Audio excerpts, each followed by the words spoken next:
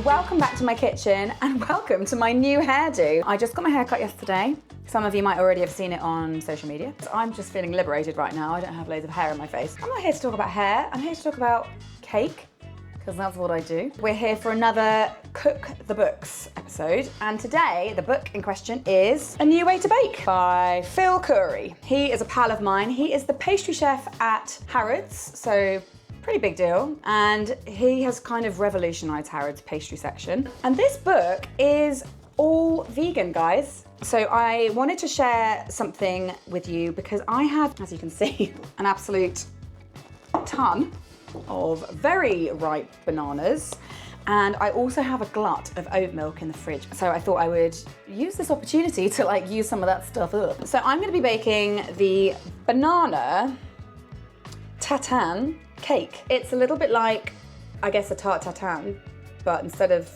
apples it's bananas, and instead of pastry it's cake, and it looks absolutely delicious. So the first thing that I'm going to need to do is to prepare my tin. So Phil actually recommends we use a 9-inch springform pan, and I don't know if you saw the last episode of Cooks the Books, but I don't actually own any springform pans anymore because I gave them all to my next door neighbour, and actually I don't have a 9-inch one. I don't think she does either. So I did some maths, by which I mean I just asked Google what a sum was, to kind of work out what the surface area would be. So I asked Google what the area of a 9-inch circle would be, and it's around about 63 inches.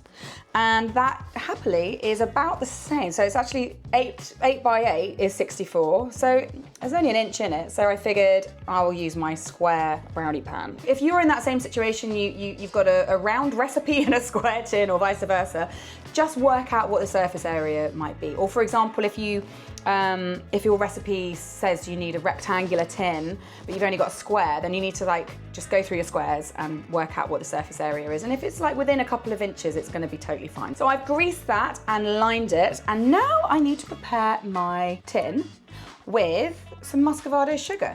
So I have some muscovado sugar. Well, actually, I don't have muscovado. I've got dark brown sugar. So I'm going to put that all over. I've got about 80 grams. I'm going to scatter that all over the base of my pan, and that is going to magic into this delicious caramelly goo when the cake bakes. Once it's all scattered in there, just use your hands to level it out a little bit and make sure it's all in the corners. Right, that's my tin almost prepared, but we got to put the bananas in there. So I have a variety of ripenesses.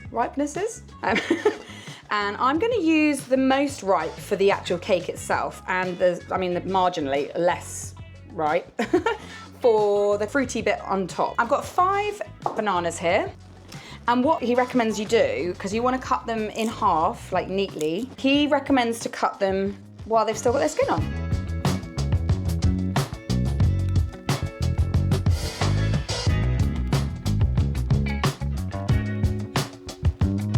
Well, that was trickier than I was hoping, because I think it probably does lend itself quite well to being in a round tin. Round sort of curved bananas in a square tin just wasn't really doing it. So it's a bit of a hodgepodge in there. Hopefully it'll bake nicely.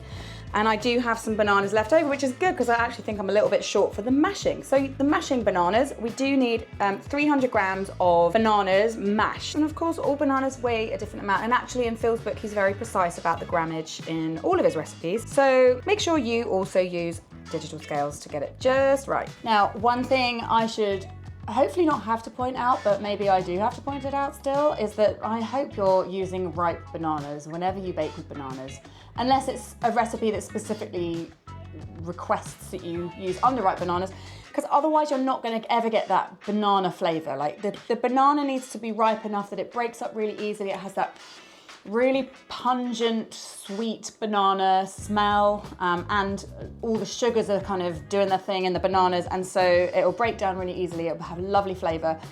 Don't use underripe bananas because also they're just gross. So I've mashed. I'm ready to add more bits. To your mashed banana, you're going to add 100 grams of muscovado or just dark brown sugar, 200 grams of plant-based milk. As mentioned, I'm using oat milk, but you could use soy milk or some other kind of milk. Then 10 grams of vanilla bean paste. That's about a teaspoon. And 50 grams of extra virgin olive oil, and then give it a really good stir. Make sure it's all combined.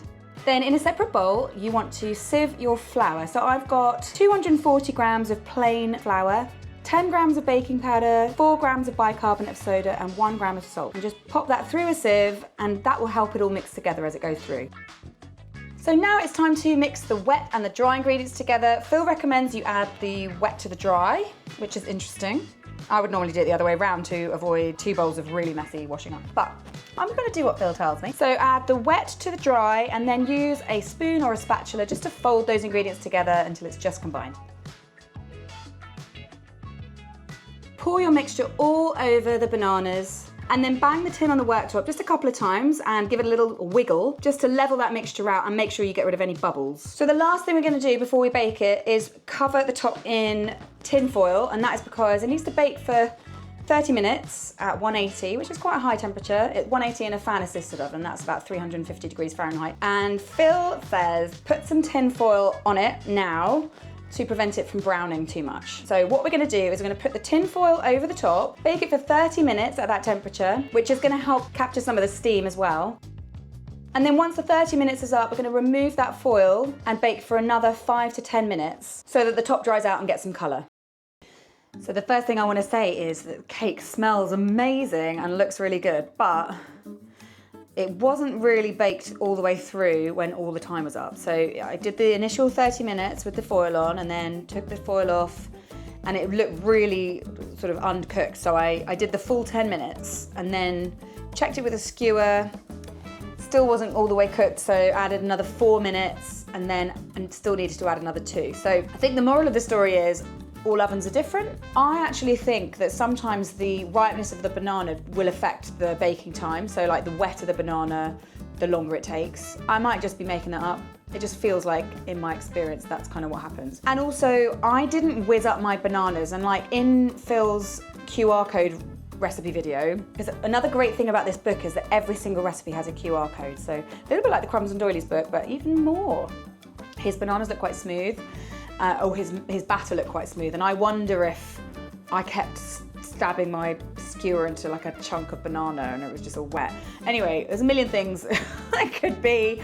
I'm hoping I've baked it enough. Only time will tell. I'll have to cut it open and see. This is the first time I'm making this, and whenever I do one of these, it is the first time I'm making it. So I don't know how this is going to turn out. I might mess it up, but hopefully I will mess it up in such a way that I can advise you how not to mess it up. Take that tip about the bananas if you want, if you think that makes sense to you.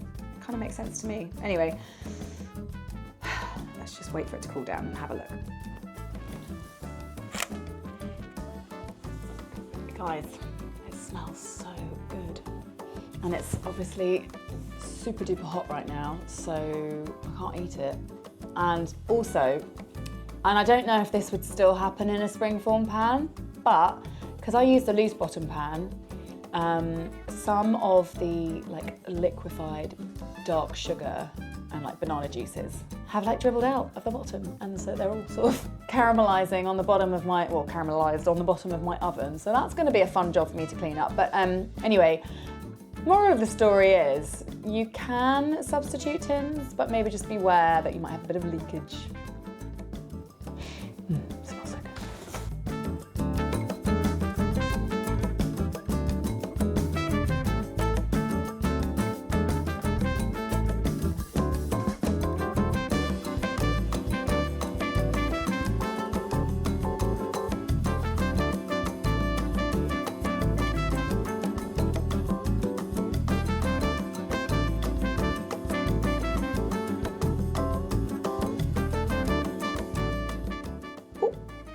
My creme fraiche is slurping off the side, eager to probably make its way into my mouth, I imagine. What Phil recommends is that you serve it with his whipped cream, and in his book he has obviously millions of recipes. Well, not millions. I think probably 80 to 100 recipes, and one of them is for vegan whipped cream. Now, I'm not gonna make that because I think the better milk to make it with is soy milk, and because I have this glut of oat milk, I'm not buying another plant-based milk to put in my fridge just to make this. So I nipped out just now to get some of the Oatly whippable cream that you might have seen me use in the Maritozzi video a few weeks ago. And sitting next to it was Oatly creme fraiche, which is now like slurping down the side of this cake. I thought that might be quite nice as a sort of yummy. There's a tangy pairing to this probably very sweet cake. So anyway, let's have a little bite. Oh, it's very moist.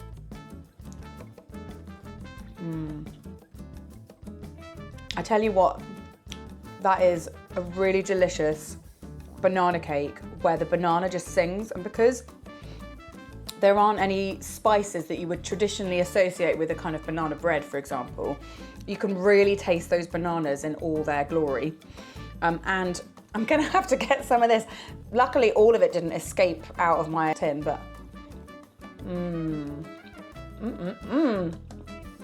all that muscovado sugar melting together with the heat of the oven, but also with the juice of the banana, has made this sort of delicious caramelly goo.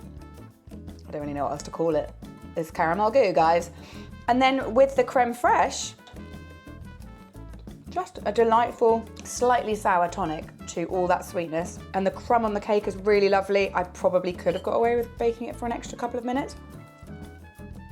And with hindsight, maybe I would do that. But that's yummy. There it is. The beautiful Banana Tatin Cake from Phil's amazing book, A New Way to Bake. And it really is a new way to bake. Now, you don't have to be vegan to get into this book.